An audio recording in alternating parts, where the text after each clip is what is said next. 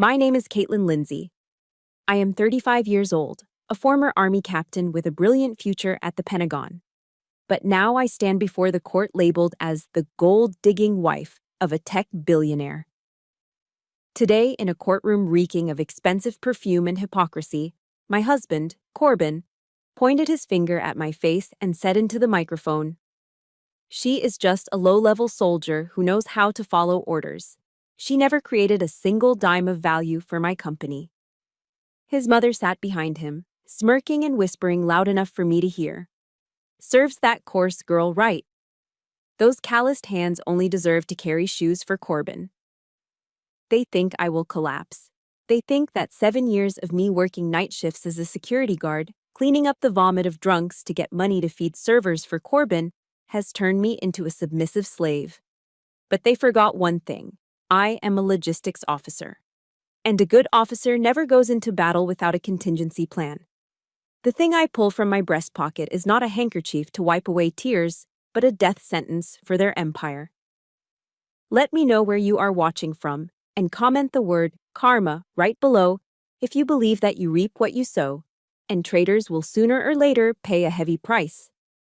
The air conditioning in the Fairfax County Circuit Court was set to a temperature I could only describe as morgue chic. It was freezing, a sterile chill that seeped right through the thin fabric of my polyester blazer. I bought this suit at Target 3 days ago for $40 because it was all I could afford. It was navy blue, slightly ill-fitting around the shoulders, and it scratched against my skin every time I shifted in my seat. Across the aisle, separated by a few feet of mahogany and a million miles of social status, sat my husband, Corbin Reynolds. He was wearing a custom-tailored Armani suit, charcoal gray, silk lining, that cost more than my father made in 3 months of active duty. I knew exactly how much it cost because I was the one who signed the check for it 2 years ago, back when he said he needed to look the part to woo investors. He looked the part now, all right. He looked like the freshly minted king of tech, the CEO of Restock Solutions, the darling of Washington, D.C.'s new money elite. And I was just the embarrassing footnote he was trying to erase. Corbin's lawyer, a man whose smile had too many teeth and not enough warmth, had just finished painting a portrait of me that was unrecognizable. According to him, I was lazy. I was unsupportive. I was a leash attached to the side of a great man's vision. "Mr. Reynolds," the lawyer asked, his voice smooth like oiled leather, "can you describe for the court Mrs. Lindsay's contribution to the founding of Restock Solutions?" Corbin stood up. He adjusted his lapels, a gesture he practiced in the mirror. He turned his charm on the judge, the same way he used to turn it on me. "Your Honor," Corbin began, his voice projecting that perfect TED Talk cadence. "Restock is my brainchild. It is the result of sleepless nights, of coding until my fingers bled, of a singular vision to revolutionize supply chain logistics." He paused for dramatic effect, glancing briefly at me with eyes that were completely dead. "Caitlin, she was there, I suppose. But she didn't write the code. She didn't close the deals. She didn't understand the complexity of the algorithms." He took a breath, and then he delivered the line that made the air leave my lungs. "To be honest, Your Honor, she was just background noise, static. While I was building the future, she was just existing in the other room." Background noise. The words hung in the sterile air. 7 years. 7 years of my life reduced to the hum of a refrigerator or the sound of traffic outside a window. I didn't move. I didn't gasp. My training at West Point didn't allow for public displays of hysteria. I sat perfectly still, my spine not touching the back of the hard wooden chair. But under the table, my hands were clenched so tight my knuckles were white. These hands. I looked down at them briefly. They weren't soft like the hands of the women Corbin associated with now. My knuckles were scarred from obstacle courses and hand-to-hand combat drills.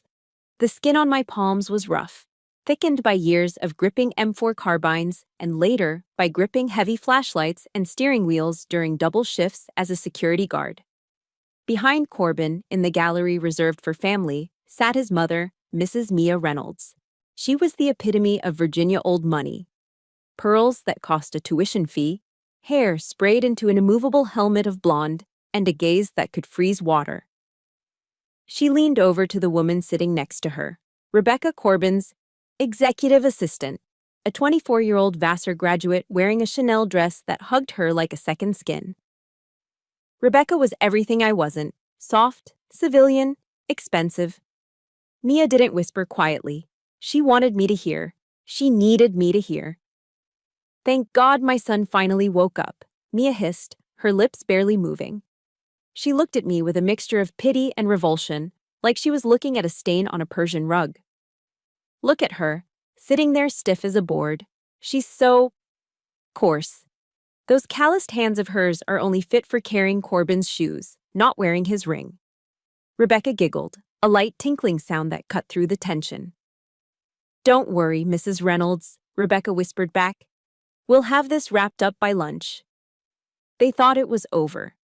They looked at my target suit, my lack of makeup, my stoic silence, and they saw defeat. They saw a woman who had been discarded like an old pair of combat boots that had lost their tread. They saw a grunt, a soldier good for taking orders but not for thinking. But they made a critical error in their tactical assessment. They mistook discipline for weakness. Inside my head, the chaos of the courtroom faded. The insults, background noise, coarse, servant, didn't hurt anymore. They just clarified the mission parameters. I took a slow, deep breath, counting to 4 on the inhale, holding for 4, exhaling for 4. Tactical breathing. I remembered the oath I took. I will support and defend. But I also remembered a verse my father, a sergeant major who had seen hell and back, used to quote before every deployment. Psalm 144:1. "Blessed be the Lord my rock, who trains my hands for war, my fingers for battle." God had trained these hands for war. Corbin had just forgotten that war isn't always fought with guns. Sometimes it's fought with paper. The judge, a weary-looking man named Callahan, looked over his spectacles at me. "Mrs. Lindsay, your attorney has remained silent. Do you have anything to say before we proceed to the division of assets? Or do you accept the plaintiff's characterization?" My attorney, a court-appointed placeholder who had barely looked at my file, started to stand up to ask for a recess. I put a hand on his arm to stop him. "I've got this," I said quietly. I stood up. The target suit pulled tight across my shoulders. I didn't smooth it out. I stood at the position of attention, my chin up, my eyes locking directly onto Corbin's. For a second, his confident smirk faltered. He saw something in my eyes he hadn't seen in a long time. He saw the captain. "Your Honor," my voice was steady, projecting to the back of the room without shouting. "I do not accept the plaintiff's characterization. Mr. Reynolds claims I was merely background noise. He claims I contributed nothing to the logic or the structure of Restock Solutions." "We have established that, Mrs. Lindsay." The judge sighed, checking his watch. "Unless you have new evidence, this is hearsay." "I do have evidence, Your Honor," I said. Corbin rolled his eyes. Mia let out an audible scoff. They expected a love letter, or maybe a receipt for groceries.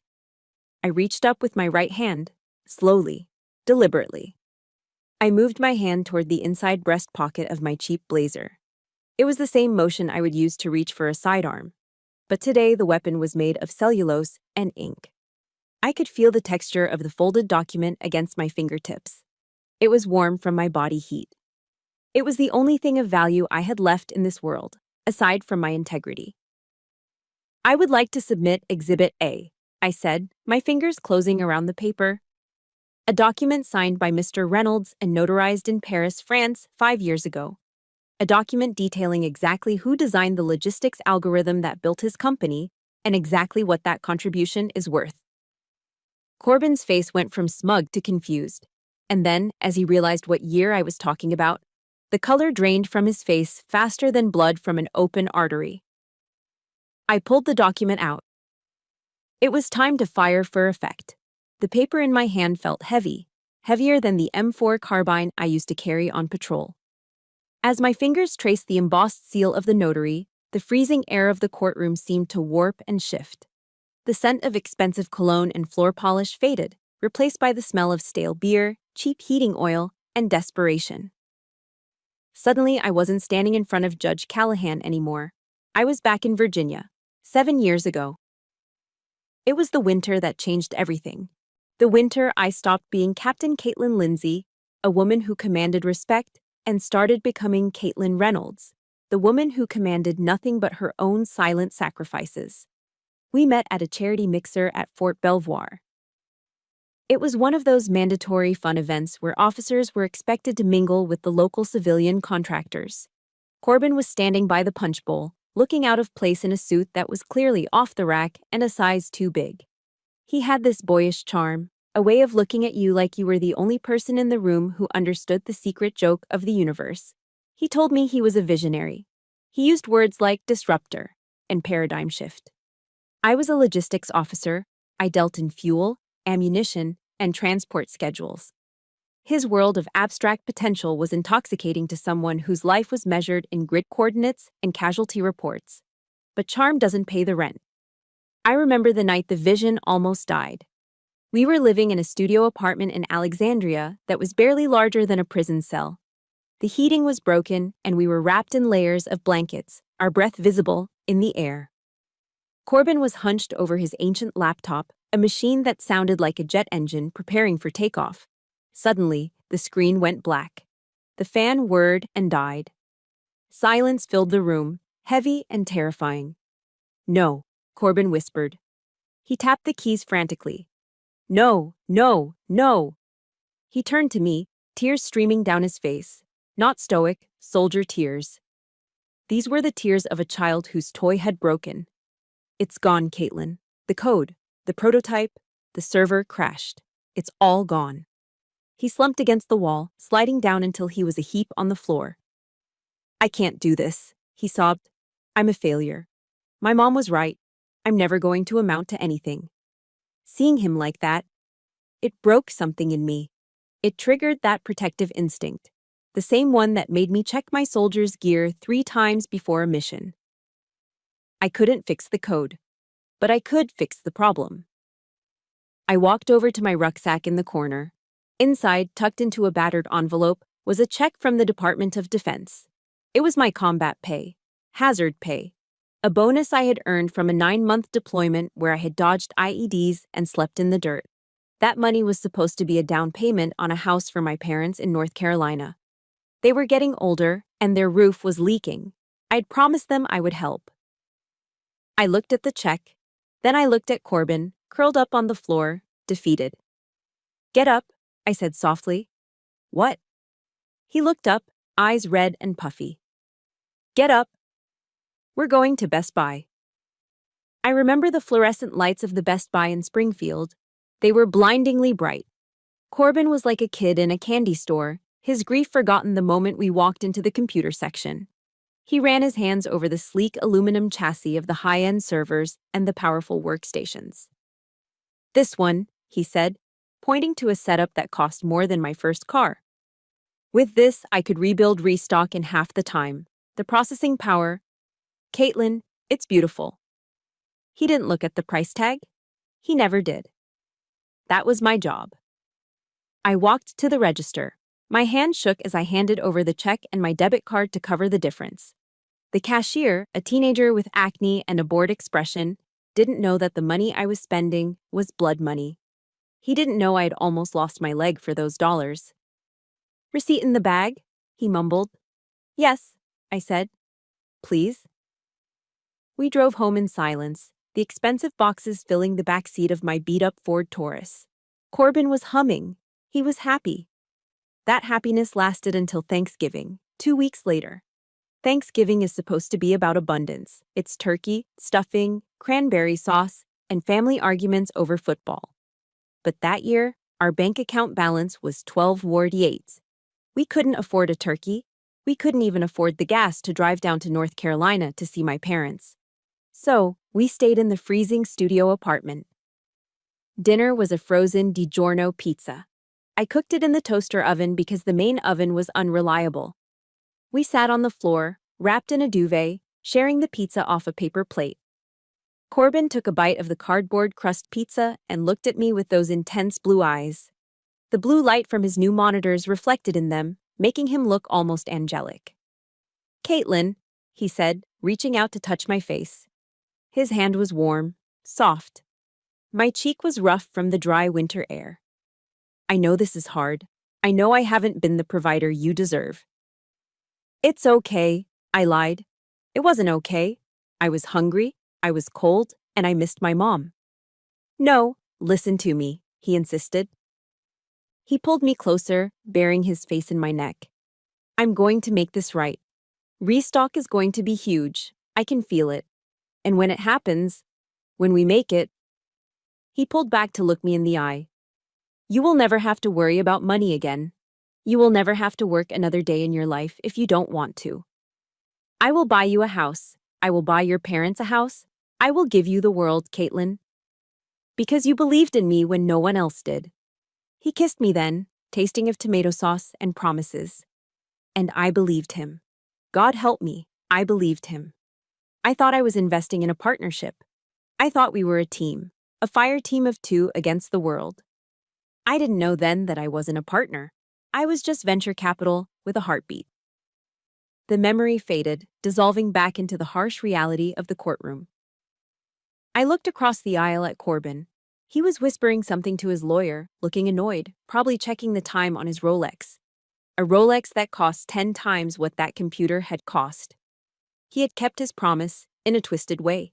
He had made it huge. He had made millions. But the we in his promise had silently turned into... And the woman who had sacrificed her combat pay, her parents' roof, and her own dignity to buy him the tools of his success? She was just background noise. I looked down at the document in my hand again. The anger that had been a cold knot in my stomach began to burn hot. "You promised me the world, Corbin," I thought, my grip tightening on the paper. "But you forgot that I'm the one who drew the map." The lawyer for the opposition cleared his throat, bringing me fully back to the present. "Mrs. Lindsay," he sneered. "We are waiting." I looked up, my eyes dry, my heart hardened into something resembling the steel of a weapon. "I'm ready," I said. But before I could hand the document to the bailiff, another memory hit me, a darker one. The memory of the choice that truly sealed my fate. The day I didn't just give him my money, but gave him my career. It started with a letter from the Pentagon that should have been the happiest day of my life. The envelope was thick. In the military, a thick envelope usually means good news. It means orders. It means movement. I remember sitting at our rickety kitchen table, my hands trembling as I tore open the seal. Inside was official Department of the Army stationery, the kind with the watermark that you can feel under your thumb. Department of the Army subject. Permanent change of station. PCS. Orders to CPT Caitlin Lindsay.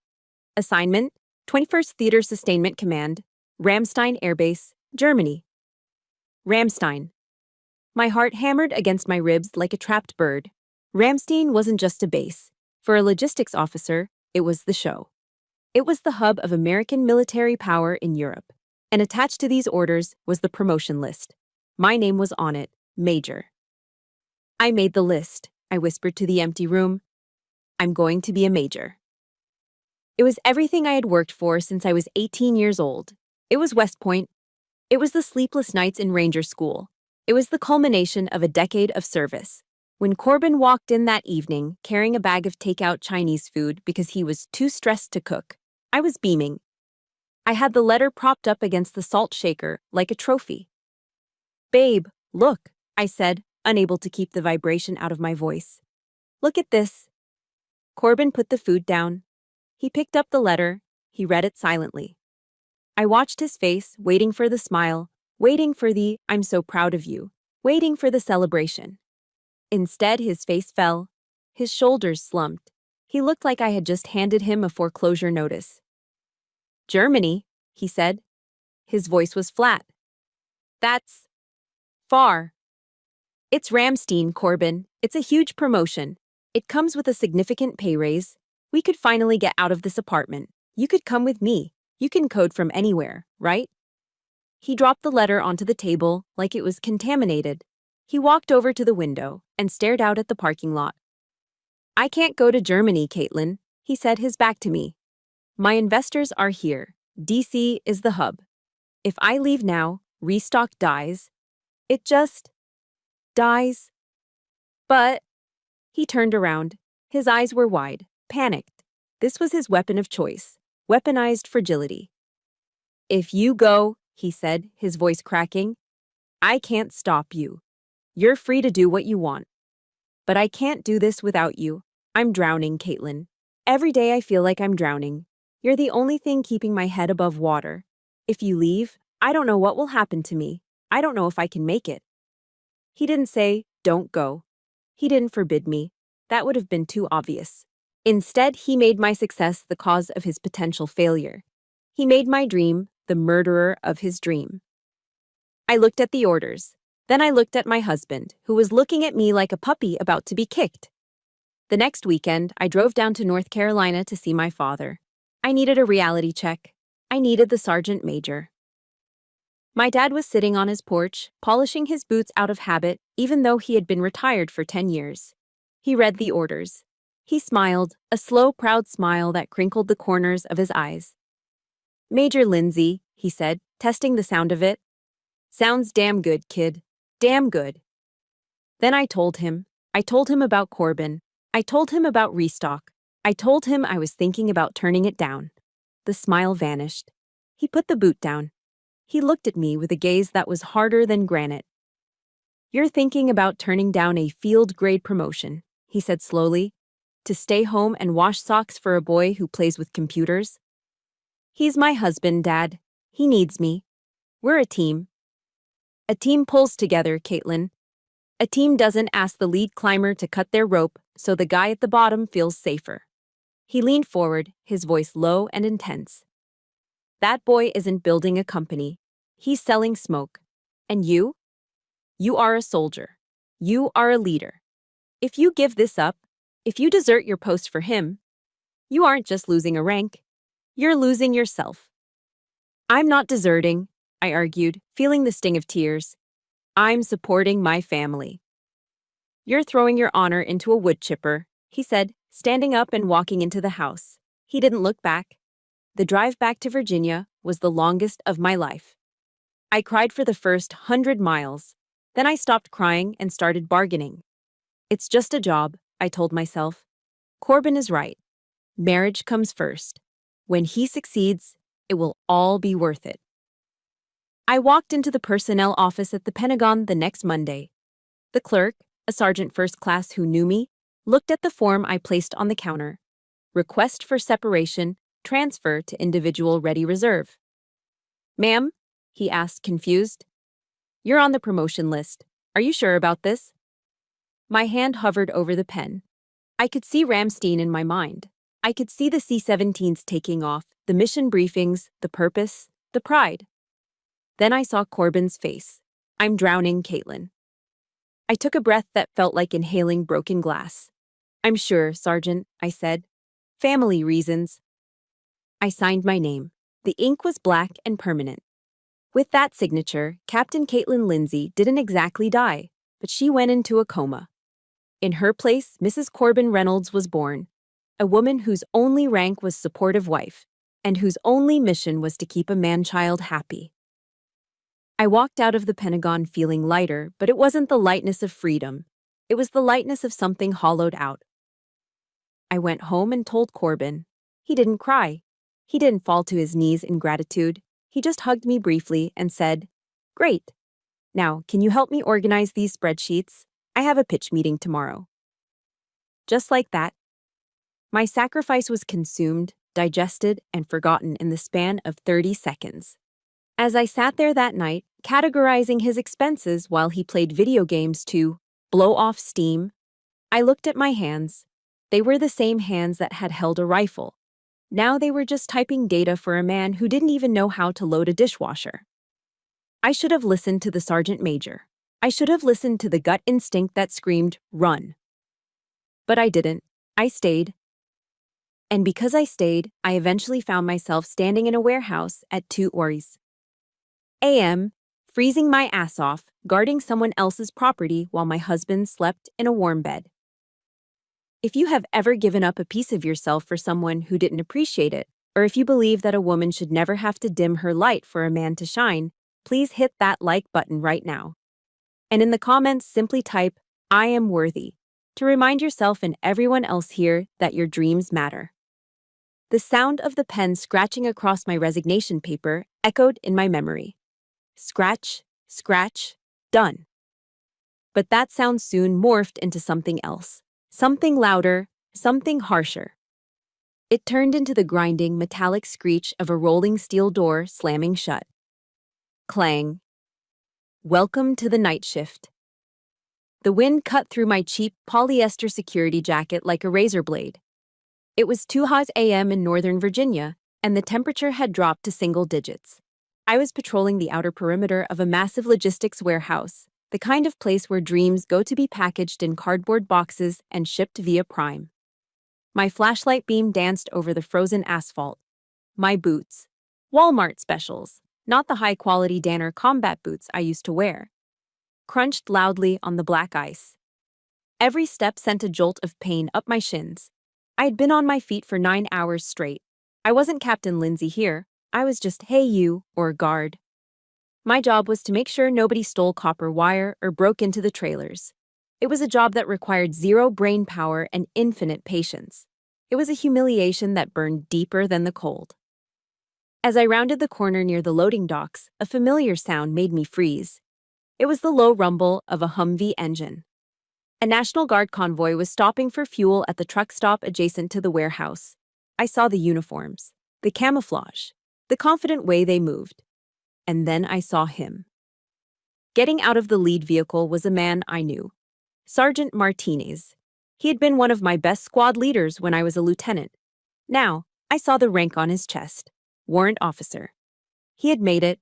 He looked sharp, professional, respected. He started walking toward the vending machines near where I was standing. Panic, hot and sudden, flooded my chest. I couldn't let him see me. I couldn't let him see his former commander, the woman he used to salute, standing here in an ill-fitting security uniform, holding a flashlight like a glorified mall cop. The shame was physical, a nausea that roiled in my gut. I ducked behind a dumpster. My heart was pounding so hard I thought he might hear it. I pressed my back against the cold metal, smelling the rotting garbage inside, and closed my eyes. "You good, sir?" I heard Martinez ask someone. "Yeah, just grabbing coffee," another voice replied. I waited until the engines roared back to life and the convoy rolled away. Only then did I slide down to the ground, my breath hitching in my chest. I pulled my ham sandwich out of my pocket. It was squished and half frozen. I took a bite, tasting the stale bread and the bitterness of my own choices. I finished my shift at 6 a.m. I drove home in a daze, my eyes burning from exhaustion. When I unlocked the door to our apartment, I tried to be quiet. I really did. But my frozen fingers fumbled with the keys, and they jingled loudly. "Ugh, seriously?" Corbin's voice came from the bedroom. It was muffled by his pillow, thick with sleep and irritation. I walked into the bedroom. He was buried under the warm duvet, only a tuft of hair visible. The room smelled like sleep and comfort. "I'm sorry," I whispered, stripping off my uniform. My back ached. My feet were throbbing. "You're always so loud when you come in," he groaned, rolling over. "I was in the middle of a really good dream about the IPO launch. Now I'm awake." He didn't ask how my night was. He didn't ask if I was cold. He didn't ask if I was hungry. He just pulled the blanket tighter and went back to sleep. He wouldn't wake up until 10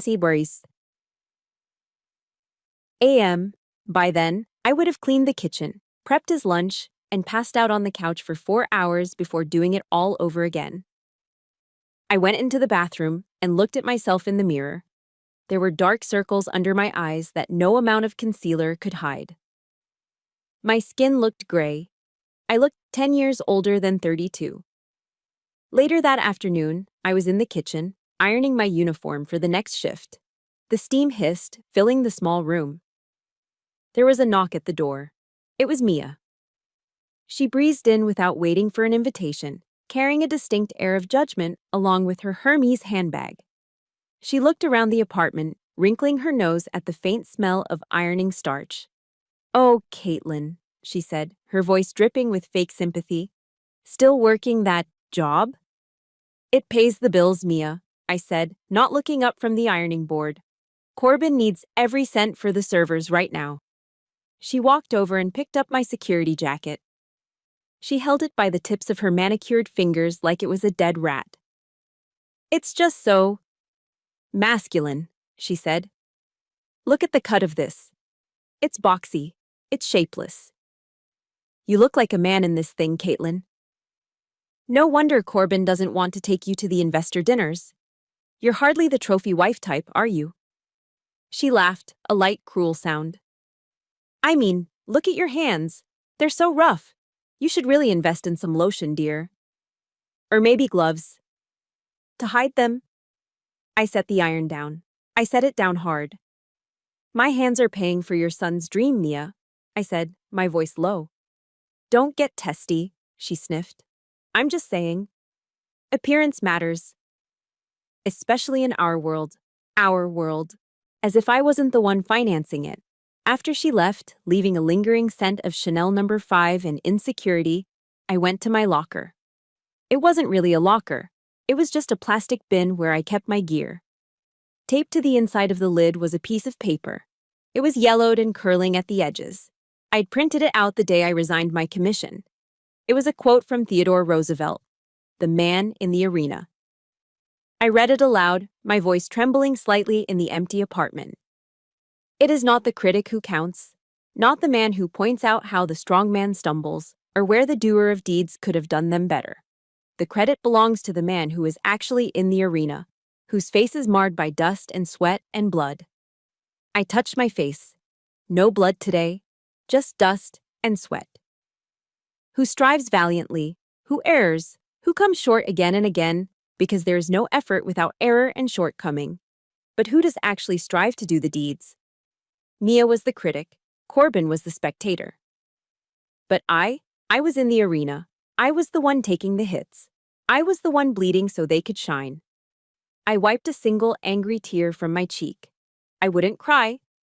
Crying was a luxury for people who slept 8 hours a night. "I am in the arena," I whispered to the empty room. "And I will not leave until the battle is won." I finished ironing my uniform. I put it on, buttoning it up like armor. I laced up my cheap boots. I was fighting for my family. I was fighting for Corbin's future. I told myself that one day he would understand. One day he would look at my rough hands and see love, not ugliness. But a small, cold voice in the back of my mind whispered a different truth. What if he never looks? What if he only sees the checkbook? That thought terrified me more than the freezing cold. So I pushed it down, locked it away in a mental box, and grabbed my keys. I had to get to work. But before the grind completely destroyed me, there was one moment of respite. One trip that was supposed to be a celebration, but ended up being the moment I finally woke up. Paris. The city of lights. The city of love. Or so they said. For me, it would become the city of the contingency plan. The place where the soldier in me finally took over from the wife. The engine of my Ford Taurus sputtered to life, sounding tired. Just like me. I backed out of the driveway, heading into the darkness, not knowing that the light at the end of the tunnel was actually an oncoming train called betrayal. But in Paris? In Paris, I would build a barricade. Paris is supposed to be the city where love is reaffirmed. For Corbin and me, it was the city where love was finally exposed for what it was, a transaction. The trip was Corbin's idea. He called it our belated honeymoon, 5 years too late. But the timing was suspicious. Restock Solutions had just started gaining serious traction in the European market, and he needed to secure a massive round of funding from a consortium of French investors. He needed a wife on his arm to look stable, dependable, and family-oriented. We stayed at the Hotel Plaza Athénée, a place so opulent it made my teeth ache. Crystal chandeliers, red geraniums spilling from every balcony, and staff who spoke English better than most Americans. But for the first 3 days, I saw more of the hotel concierge than I did of my husband. I have to network, Caitlin, Corbin said, adjusting his silk tie in the mirror. These French investors are old school. They want FaceTime. Why don't you go shopping? Buy something nice. Here. He tossed his black American Express card onto the bed. It landed with a soft thwack. Go to Chanel, get a bag, or maybe some new shoes. Those boots you wear are embarrassing. He left before I could answer. I didn't go to Chanel. I didn't go to the Louvre. Instead, I sat in a small cafe in the 8th arrondissement, nursing a black coffee and watching the Parisians rush by. My gut was churning. It wasn't the croissants. It was instinct. I had noticed things. Small things. Corbin changing the passcode on his phone. Him taking calls on the balcony at 2 a.m., whispering. The way he looked at me, not with affection, but with the critical eye of a manager assessing a depreciating asset. I was a soldier. I knew when the enemy was maneuvering. I knew when I was being flanked. I pulled out my phone and dialed a number I hadn't used in years. Monsieur Beaumont, I said when the line connected. Jean-Luc Beaumont was an old friend of my father's, a former JAG officer who had transitioned into international corporate law in Paris. He met me an hour later, looking impeccable in a tweed suit. Caitlin, he said, kissing me on both cheeks. You look troubled. I need your help, Jean-Luc, I said, cutting straight to the chase. I need legal protection, and I need it now. We spent the next 4 hours in his office drafting a document. It wasn't a standard post-nuptial agreement. It was a recognition of sweat equity. It detailed every hour I'd worked, every algorithm I'd optimized using military logistics protocols, every dollar of my own money I had invested. This clause here, Jean-Luc said, pointing with a gold pen. It states that in the event of a dissolution of marriage, 49% of all current and future assets of Restock Solutions are rightfully yours as a founding partner, regardless of title. Will it hold up in a U.S. court? I asked. It is drafted under international commercial law, enforceable in both jurisdictions due to Restock's dual incorporation. He smiled thinly. It is ironclad. But only if he signs it willingly. He'll sign, I said. I know his weakness. Corbin's weakness was arrogance and alcohol. The trap was set for our last night.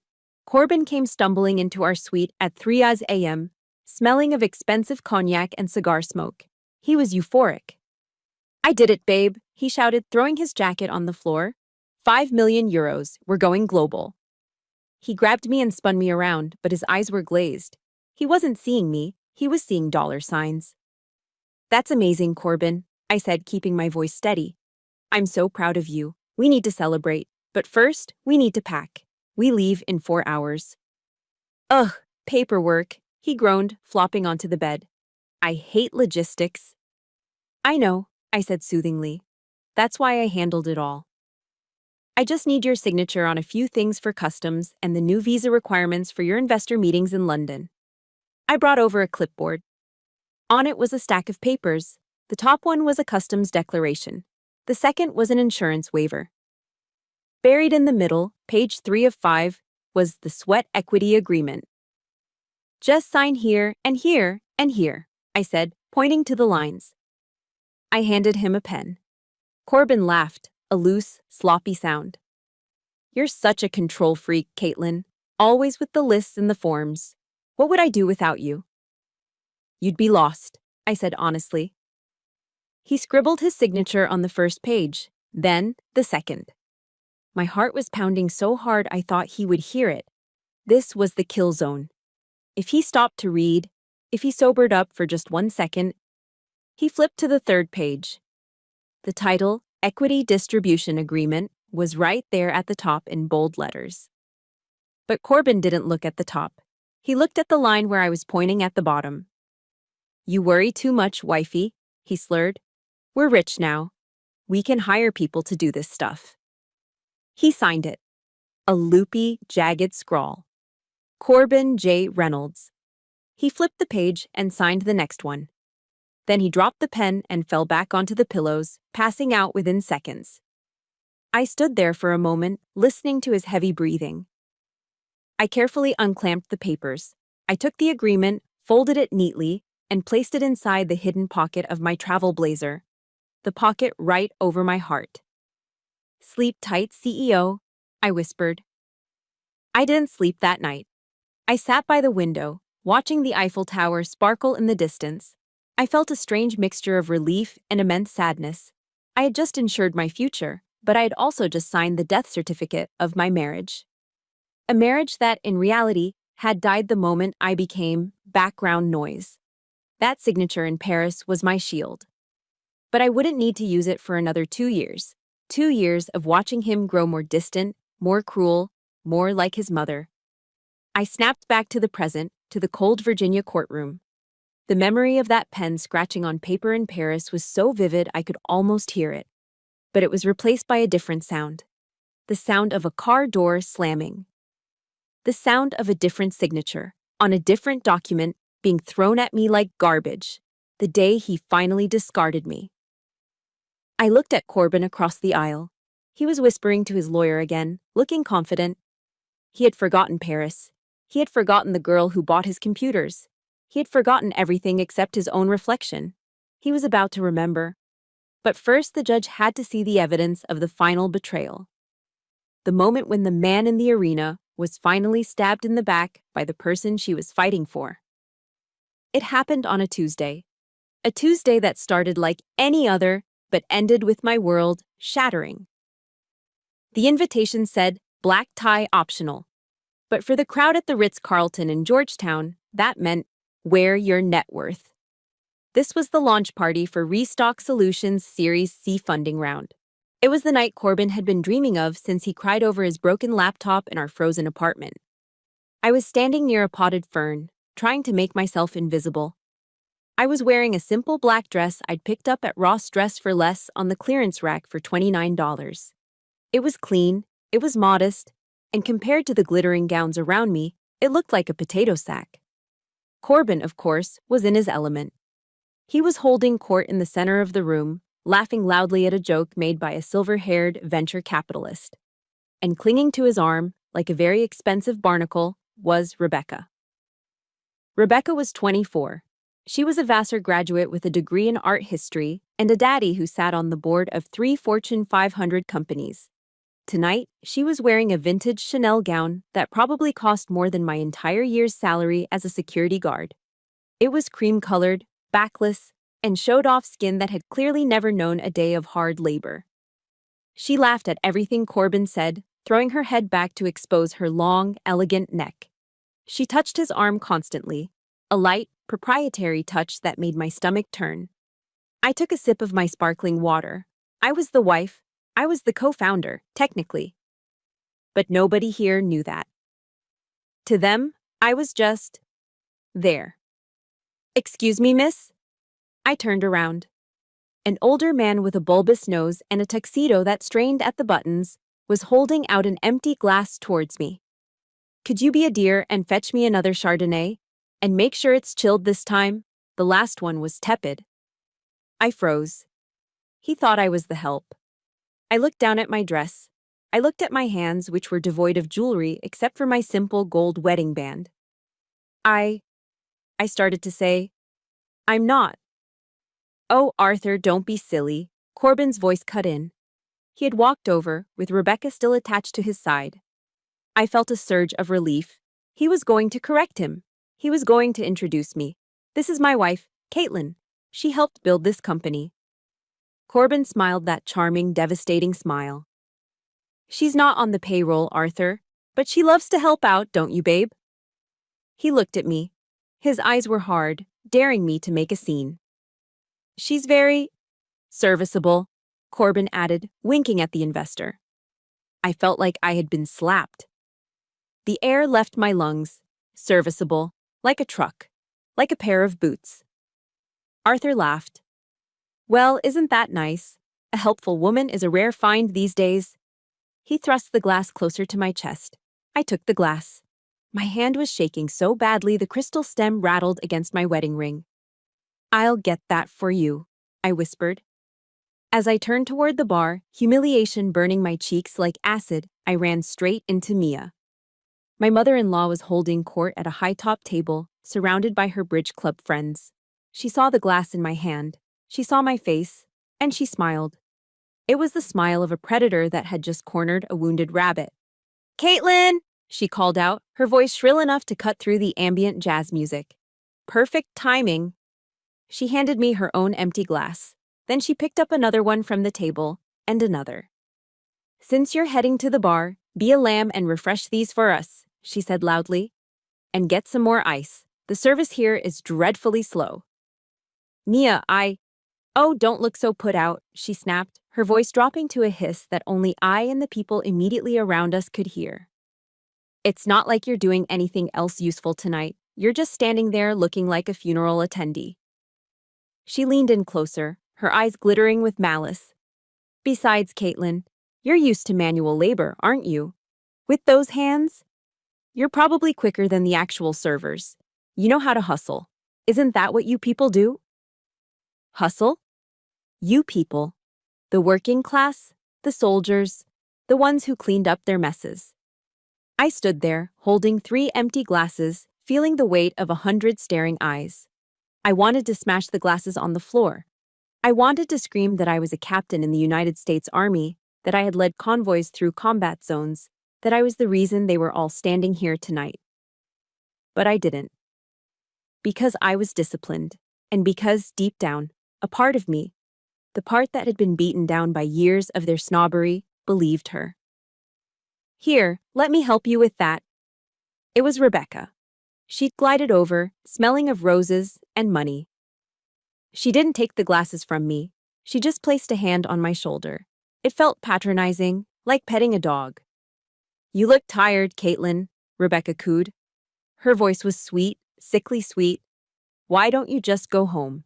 Corbin is going to be late. We have to discuss the IPO strategy with the partners, and honestly, it's all very technical. It would just give you a headache."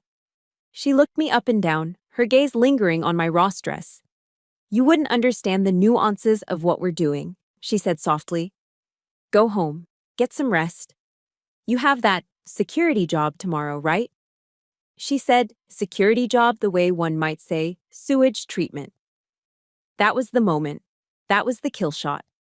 It wasn't just the insult to my intelligence, it was the displacement. She wasn't just telling me to leave the party, she was telling me to leave my life. She was stepping into my role, taking my husband, taking my company, and relegating me to the shadows where the help belonged. I looked at Corbin. He was watching us. He saw his mother treating me like a servant. He saw his mistress dismissing me like a child. And he turned his back. He turned back to Arthur and laughed at another joke. I set the glasses down on the nearest table. Clink, clink, clink. "You're right, Rebecca," I said, my voice eerily calm. "I wouldn't understand. Enjoy the party." I walked out. I walked past the champagne tower, past the ice sculptures, past the life I had paid for with my blood and sweat. I walked out into the cool DC night, my heels clicking on the pavement. I didn't cry. The time for tears was over. The rage inside me was no longer a fire. It was a cold, hard block of ice. They thought I was leaving because I was defeated. They thought I was running away to hide in my shame. They were wrong. I wasn't retreating. I was breaking contact to realign my forces. If you have ever been made to feel small by people who should have lifted you up, or if you simply despise the arrogance of those who think money buys them the right to treat others like dirt, hit that like button right now. And in the comments, I want you to type just one word: respect. Let them know that we see them and we demand better. As I sat in my beat-up car in the valet line, watching the valet look at my vehicle with disdain, I realized something. The death warrant in my pocket, the agreement from Paris, wasn't enough. Not anymore.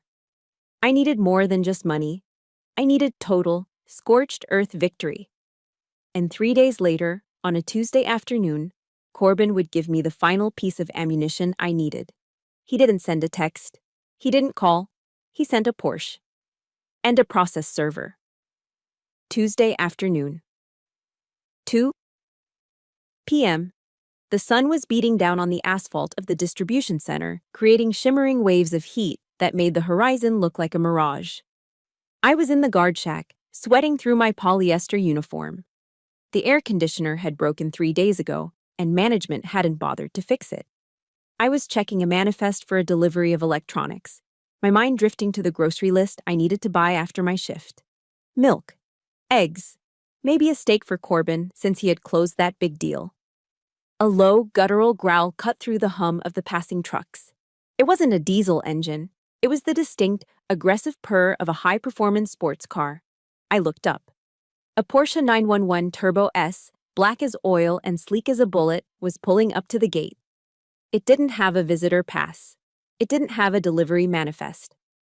I stepped out of the shack, my hand instinctively going to my belt, though I carried no weapon, only a radio and a flashlight. "Sir, you can't park here," I started to say, raising my hand. The car stopped. The window rolled down with a smooth, electronic whir. Corbin was in the driver's seat. He was wearing sunglasses that cost more than my monthly rent. His hands were gripping the leather steering wheel, his knuckles white. He didn't look at me. He looked straight ahead, at the endless rows of shipping containers. "Corbin?" I asked, confused. "What are you doing here? Did something happen?" He didn't answer. Instead, a nondescript gray sedan pulled up behind the Porsche. A man in a cheap suit got out. He walked briskly towards me, a manila envelope in his hand. "Caitlin Lindsay?" the man asked. "Yes?" He thrust the envelope into my chest. "You've been served." He turned around, walked back to his sedan, and drove away. Just like that. I looked down at the envelope. Fairfax County Circuit Court. Petition for dissolution of marriage. My stomach dropped. I looked back at Corbin. He finally turned his head. He didn't take off his sunglasses. "Corbin," I whispered. "What is this?" "It's over, Caitlin," he said. His voice was devoid of emotion. It was business. "My lawyer will handle the details. I'm offering a settlement. It's generous. Take it and sign." "Generous?" I laughed, a harsh, jagged sound. "You're serving me divorce papers at my job?" "At the job I took to support you." "I need to move on," he said, tapping his fingers on the steering wheel. "Restock is going public next year. The board, the investors, they expect a certain image. I need a wife who can elevate my brand. Someone who fits in at the galas. Someone soft." He paused, and then he delivered the line that his mother must have scripted for him. "Mom was right. You're too rigid. Too G.I. Jane. You don't have the softness of a woman, Caitlin. You treat everything like a mission. It's exhausting." "Rebecca? She understands the lifestyle. She fits." "She fits." He was trading me in. Like a used car. I had too many miles on the odometer. I had too many scratches on the paint. "I built your lifestyle, Corbin," I said, my voice trembling with a rage so pure it felt like ice in my veins. "I bought the servers. I wrote the logic for your logistics chain. I fed you when you were broke." "And I appreciate that," he said dismissively. "That's why the settlement is generous. Keep the ring. Pawn it if you want. Consider it severance pay." "Severance pay." He put the car in gear. The engine roared, a beast, ready to pounce. "Goodbye, Caitlin," he said. He didn't wait for a response. He floored the accelerator. The Porsche shot forward, kicking up dust and gravel that stung my face. I watched the taillights disappear around the bend, leaving me standing alone in the heat, holding the paperwork that erased 7 years of my life. I didn't cry. Tears are for pain. This wasn't pain. This was clarity. I finished my shift. I checked every truck. I signed every log. I did my duty because that is what soldiers do.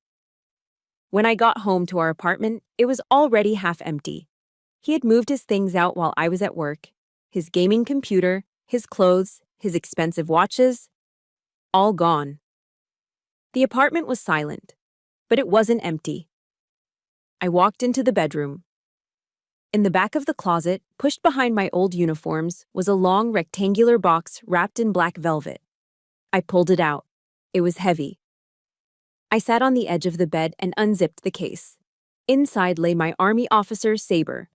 The steel blade gleamed in the dim light. The etching on the blade read, "Captain Caitlin Lindsay. For honor and country." My father had given it to me when I was commissioned. He told me it was a symbol of my oath, a symbol that I was a protector. Corbin thought I was rigid. He thought I was too G.I. Jane. He thought I was weak because I had served him. He was about to learn the difference between a servant and a soldier. I gripped the hilt of the saber. It felt cold and familiar in my hand. He wants a war, I whispered to the empty room. He wants to fight over assets and image. I stood up and drew the sword fully from its scabbard. The sound was distinct. A sharp, ringing shringe of steel on steel. It was the sound of battle. If you want war, Corbin, I said, looking at my reflection in the blade, I will give you a war. But wars cost money. And right now, I had a divorce settlement offer that was an insult and a bank account that was empty. I needed firepower. I needed the best lawyer in D.C. And to get that, I would have to make one final sacrifice. A sacrifice that would hurt more than working the night shift. I looked down at the saber, then I looked at the shadow box on the wall, where my bronze star and my combat action badge were displayed. I'm sorry, Dad, I whispered. I put the sword back in its case. I took the medals off the wall. I wasn't going to pawn the ring. The ring was worthless to me now. I was going to sell my honor to buy my justice. I grabbed my keys and walked out the door. The destination wasn't a pawn shop, it was K Street. And I was looking for a Viper. K Street in Washington, D.C. smells like power. It smells like freshly brewed espresso, expensive leather briefcases, and the distinct, metallic scent of ambition. I walked into the lobby of the glass and steel building that housed the law firm of Chin and Partners. I was wearing my best civilian clothes, a pair of slacks and a button-down shirt that I had ironed meticulously. Under my arm, I carried the long black velvet case. The receptionist looked at me over her designer glasses. I didn't have an appointment. I didn't look like their typical clientele, who usually arrived in limousines driven by chauffeurs. I'm here to see Marilyn Chin, I said. Ms. Chin is fully booked until next quarter, the receptionist sniffed, reaching for the phone to call security. Tell her Captain Lindsay is here, I said, my voice cutting through the lobby's hushed atmosphere. Tell her I have a weapon she might be interested in. 5 minutes later, I was sitting in a corner office with a view of the Capitol building. Marilyn Chin did not look like a viper. She looked like a fashion model who had decided to become a shark. She was petite, elegant, and radiated an intensity that made the air in the room feel thinner. She was known in D.C. circles as the Viper. Not because she was venomous, but because she struck fast, and she never missed. She sat behind a desk that was essentially a slab of black marble. She didn't offer me coffee, she just looked at me. You have 3 minutes, Captain, she said. My hourly rate is $900. You're currently wasting it. I don't have $900, I said bluntly. My husband, Corbin Reynolds, just served me divorce papers. He's the CEO of Restock Solutions. He's worth about $80 million. I have negative $12 in my checking account. Marilyn raised an eyebrow. So you're looking for charity? I don't do pro bono cases for sob stories. I'm not looking for charity, I said. I'm looking for a mercenary. I placed the velvet case on her desk. The sound was soft, heavy.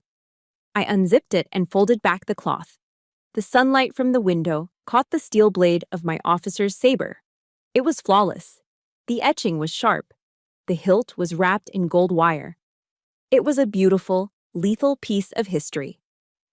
Marilyn looked at the sword. Then she looked at me. Her expression didn't change, but her eyes narrowed slightly. This is an army saber, she said. Regulation issue, ceremonial. It was a gift from my father, I said, my voice steady, though my heart was breaking. He gave it to me when I graduated West Point. It represents my honor, my oath. It's the only thing of value I own. I pushed the case toward her. I know it won't cover your retainer, but it's a down payment. It's collateral. If you take my case, I promise you, I will pay every cent I owe you when we win. If we lose, you keep the sword. Silence stretched in the room. I could hear the hum of the HVAC system. I could hear the traffic on K Street below. Marilyn stood up. She walked around the desk. She reached out and ran a finger along the flat of the blade. She didn't touch the edge. She knew how to handle a weapon. You would sell your honor to fight a divorce? She asked softly. He didn't just divorce me, I said. He erased me. He called me background noise. He thinks because I served him, I am beneath him. I am selling the symbol of my honor so I can reclaim the reality of it. Marilyn looked at me for a long moment. Then, a slow, terrifying smile spread across her face. It was the smile of a general who had just found the perfect soldier. She closed the case. She pushed it back toward me. Keep your sword, Captain, she said. You're going to need it. But the fee. We'll take it on contingency, she said, walking back to her chair. 30% of the settlement, plus damages. And looking at you, I think the damages are going to be substantial. She pressed a button on her intercom. Cancel my lunch, and get me the file on Restock Solutions. Every public filing, every press release, every tax return. For the next week, Marilyn's office became my command post. I didn't go back to the warehouse. I called in sick, then I quit. I had a new mission. We worked 18-hour days. We built a timeline of my relationship with Corbin that was more detailed than a military campaign plan. Here, I said, pointing to a bank statement from 2016. This transfer of $4,500, that was my combat pay. It bought the server stack that hosts their primary database. Good, Marilyn muttered, typing furiously. Direct financial contribution, traceable. And here, I pulled up an old email chain. These are the logistics protocols I wrote for him. He calls it proprietary AI. I call it standard operating procedure for convoy operations. Marilyn laughed. It was a dry, sharp sound. He copy-pasted Army doctrine and sold it to Silicon Valley. The arrogance is staggering. Then I pulled out the trump card. The document from Paris. Marilyn read it. She read it twice. She took off her glasses and cleaned them, then read it a third time. This, she said, holding the paper like it was a holy relic, is not just a post-nup. This is a confession. He acknowledges your sweat equity. He acknowledges you as a partner. And it's notarized under international law. She looked up at me, her eyes gleaming. He thinks this is a simple divorce case in Virginia, she said. He thinks he's just cutting off a limb. He doesn't realize he signed a document that gives you the right to half the body. We prepared the filings. We prepared the exhibits. We prepared the questions for cross-examination. It was meticulous. It was brutal. It was war. The night before the court date, I was sitting in Marilyn's office staring at the stack of evidence boxes. I felt drained, empty. Are you scared? Marilyn asked. She was packing her briefcase, looking as fresh as if the day had just started. No, I said. I'm not scared. I'm just ready. Good, she said. Because tomorrow, we don't just win a lawsuit. Tomorrow, we take his head. She handed me a garment bag. What's this? I asked. Your armor, she said. I noticed your suit was practical. But in my courtroom, perception is reality. Wear this. It fits the narrative. I opened the bag. Inside was a navy blue blazer. It wasn't expensive, it wasn't flashy. But it was tailored perfectly. And on the lapel, Marilyn had pinned a small, discreet pin. The crossed sabers of the cavalry, my branch insignia. Don't let him forget who you are, she said. I touched the pin. I thought about the saber in the velvet box at home. I thought about my father. I thought about the cold nights in the guard shack. I won't, I said. Marilyn looked at her watch. Go home, Captain. Get some sleep. 0900 hours tomorrow. We attack. The elevator ride down to the lobby felt like a descent into the launch tube. I walked out onto K Street. The air was cool.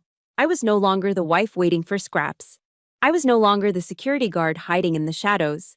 I was the plaintiff. And as the sun rose over the Potomac the next morning, turning the river into a ribbon of blood and gold, I stood in front of the mirror, put on the blazer, and pinned the sabers to my chest. Ready, I whispered. The transition from the quiet preparation of the lawyer's office to the sterile violence of the courtroom was jarring. But I was ready for the noise. I was ready for the lies. Because when I stood up in that courtroom, I wasn't just reaching for a piece of paper. I was reaching for the trigger. The courtroom was so silent you could hear the hum of the fluorescent lights. All eyes were fixed on the document in my hand. It wasn't a sword, but it cut just as deep.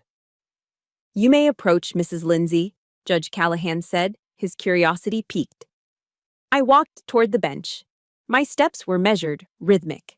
Left, right, left, right. I handed the document to the bailiff, who then handed it to the judge. Marilyn Chin, sitting at the counsel table, looking like a sleek predator in her designer suit, stood up.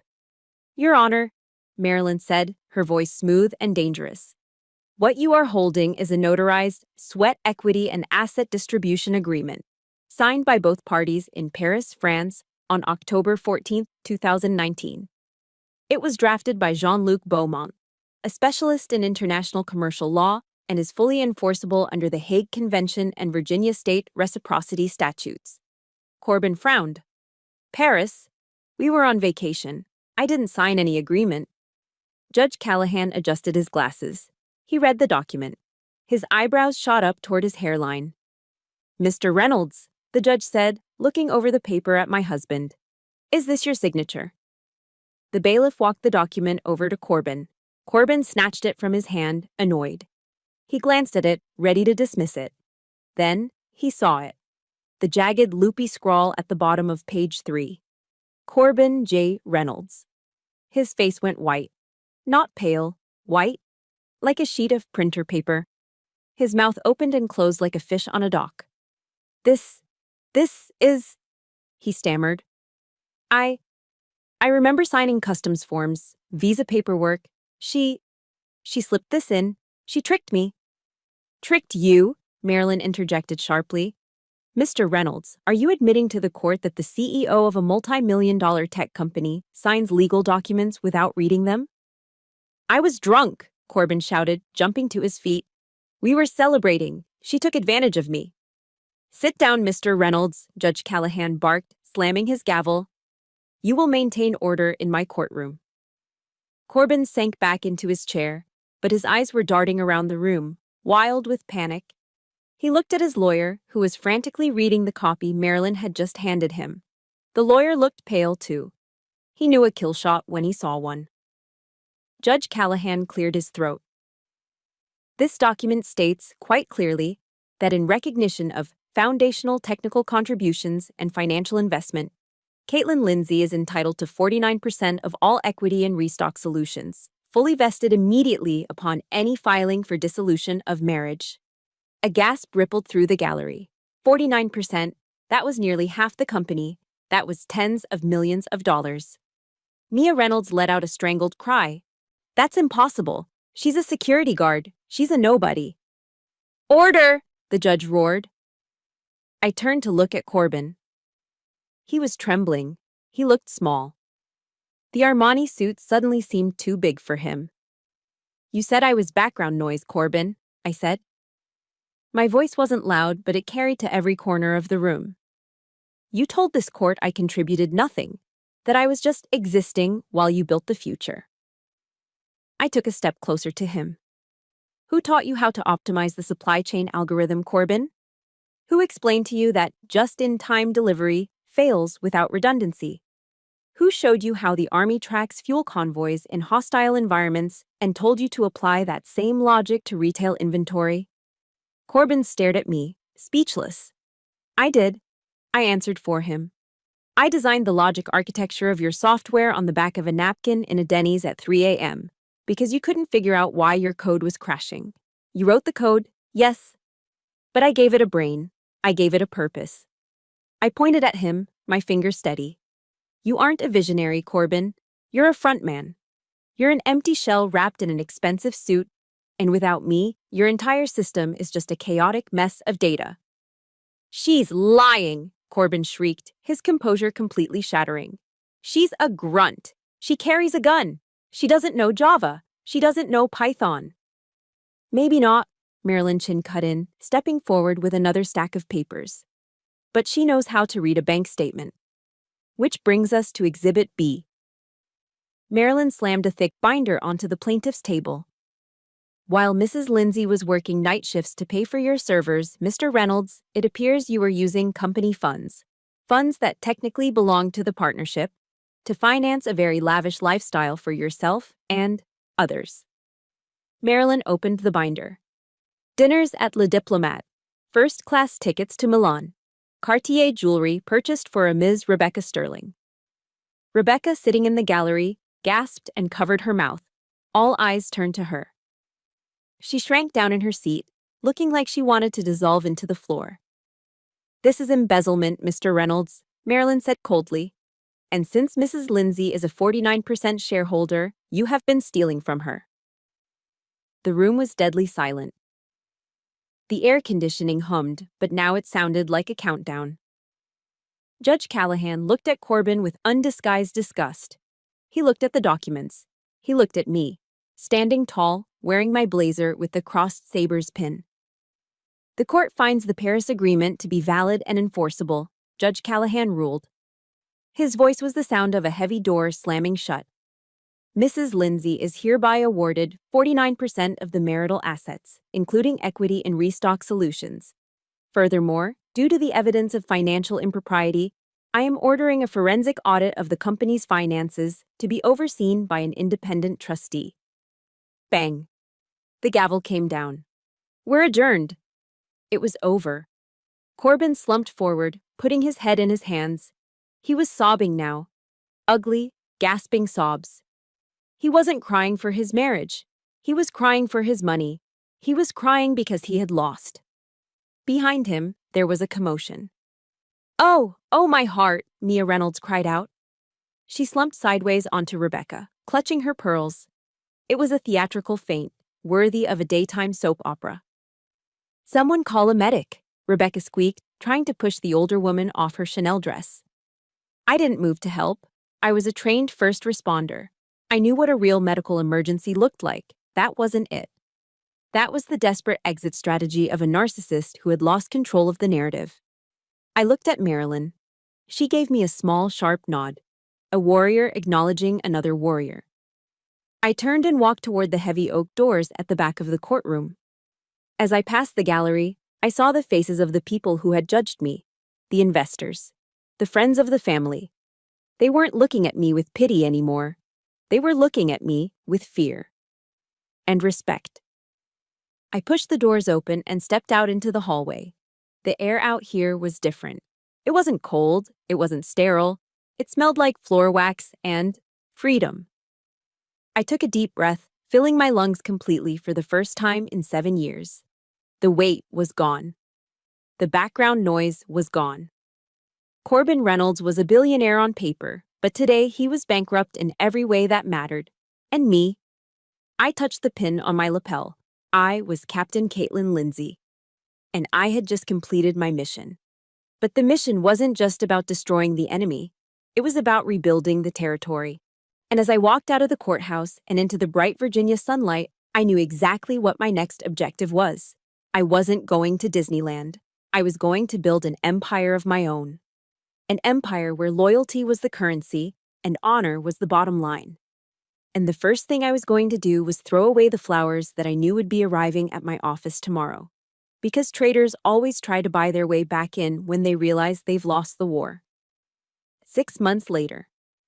The morning sun streamed through the floor-to-ceiling windows of my corner office in Alexandria, Virginia. It wasn't the harsh, blinding light of the warehouse parking lot. It was warm, golden, and filled with promise. I sat behind a desk made of reclaimed oak, not marble. On the wall behind me, framed in simple black wood, was the original "Man in the Arena" quote that had once been taped to a dirty locker. Next to it hung my saber, finally returned to its rightful place of honor. I wasn't wearing a polyester security uniform. I wasn't wearing a dress from Ross. I was wearing a tailored charcoal suit that fit me like a second skin. On my lapel, gleaming in the sunlight, was a small pin. The crossed sabers of the cavalry. I took a sip of coffee from a mug that said, "The Vanguard Initiative." That was the name of my new company. It wasn't a tech startup designed to sell user data. It was a business incubator specifically for veterans. We took men and women who knew how to lead under fire and gave them the capital and logistics support to build their own businesses. Through the glass wall of my office, I could see the main floor. It was buzzing with activity. But it wasn't the frantic, chaotic energy of Restock Solutions. It was disciplined. It was focused. I saw Sergeant Martinez, the man I had hidden from behind a dumpster, standing by a whiteboard, leading a strategy meeting. He was my chief of operations now. When I offered him the job, he had shaken my hand and said, "Captain, I'd follow you into hell. A boardroom is a walk in the park." My intercom buzzed. "Ma'am?" It was Sarah, my executive assistant, a former Navy corpsman who ran my schedule with military precision. "There's a delivery for you. It requires a signature." "Send it in," I said. The door opened, and a courier walked in carrying a vase of long-stemmed red roses. They were massive, ostentatious. The kind of arrangement that screams, "I spent $500 to say I'm sorry." Sarah placed them on the corner of my desk, looking unimpressed. "There's a card." I knew who they were from before I even saw the handwriting. Restock Solutions was in freefall. The forensic audit ordered by the court had uncovered not just the embezzlement regarding Rebecca, but a massive tax fraud scheme. The stock price had plummeted 60% in 3 months. The board of directors had fired Corbin as CEO last week. Rebecca had left him the day the subpoenas arrived. I picked up the card. The handwriting was shaky, desperate. "Caitlin," it read. "I made a mistake. A terrible mistake. I realize now that you were the backbone of everything. Please, can we talk? I need you. Restock needs you. I still love you. I need you. Not I miss you. Not I'm sorry for hurting you. But I need you." He needed my 49% equity back. He needed my brain to fix the mess he had made. He needed a savior. I looked at the roses. They were beautiful, in a sterile, commercial way. But they smelled like desperation. I didn't feel anger. I didn't feel hate. I felt nothing. It was the indifference you feel for a mosquito you've already swatted. "Sarah?" I asked. "Yes, ma'am." "Do we have a trash can big enough for this?" Sarah smiled. It was a sharp, knowing smile. "I believe the recycling bin in the break room is empty." I stood up. I didn't take the card. I didn't take a single rose. I picked up the heavy crystal vase with both hands. I walked out of my office, past the rows of desks where veterans were building their futures. I walked straight to the large metal bin near the kitchen. Clunk. The sound of the vase hitting the bottom of the bin was heavy and final. The water splashed. The roses lay there, twisted and broken among the coffee grounds and shredded paper. "Recycle the glass if you can," I told Sarah. "The rest is just compost." I walked back to my office and closed the door. Silence returned, but it wasn't lonely. It was peaceful. I walked to the window and looked out at the American flag waving in the courtyard. My phone buzzed on the desk. It was Marilyn Chin. "Hey, partner," the text read. "Just saw the news. Corbin is being indicted on 3 counts of fraud. Drinks on me tonight." I smiled and typed back, "Roger that. 1800 hours." I looked down at my hands. The calluses from the warehouse were starting to fade, but the strength was still there. These hands had held a rifle. They had held a mop. They had held a pen that signed away my freedom, and a pen that reclaimed it. Corbin had called me background noise. He was wrong. I was the signal. He was just the interference. I thought about the verse that had carried me through the darkest nights in the guard shack. Psalm 144, 1. "Blessed be the Lord my rock, who trains my hands for war, my fingers for battle." God had trained me well. He had put me through the fire so I could be forged into steel. The war was over. The enemy was defeated. And for the first time in a long time, I didn't have to fight to be seen. I sat down in my chair, opened my laptop, and started typing. Not a legal brief, not a letter to a traitor. I typed the header for the new grant proposal that would help 50 more veterans start their own businesses. The captain is reporting for duty, I thought, and she is just getting started. The sun climbed higher in the sky, flooding the room with light. It was a new day in Virginia, a new day for Caitlin Lindsay, and this time, no one was ever going to turn off her light again. Looking back, the most expensive lesson I learned wasn't about money, it was about self-worth. In the military, we are taught that mission comes first, but in life, you are the mission. We often confuse total sacrifice with love, believing that if we give away every piece of ourselves, we will be cherished. But I learned the hard way that you cannot pour from an empty cup. Never apologize for protecting your future. Having a contingency plan doesn't mean you don't trust. It means you respect yourself enough to ensure you're never left defenseless. Your dignity is the one asset you must never sell. Thank you for standing in the arena with me today. I know many of you are fighting battles that no one else sees, carrying burdens that feel too heavy to bear. I want this channel to be a place where you find your strength again. If my story resonated with you, please hit that subscribe button and turn on notifications so we can keep fighting these battles together. And if you made it to the very end, prove it to me. Go to the comments and type the word unbreakable. Let the world know that no matter how hard life hits, you are still standing.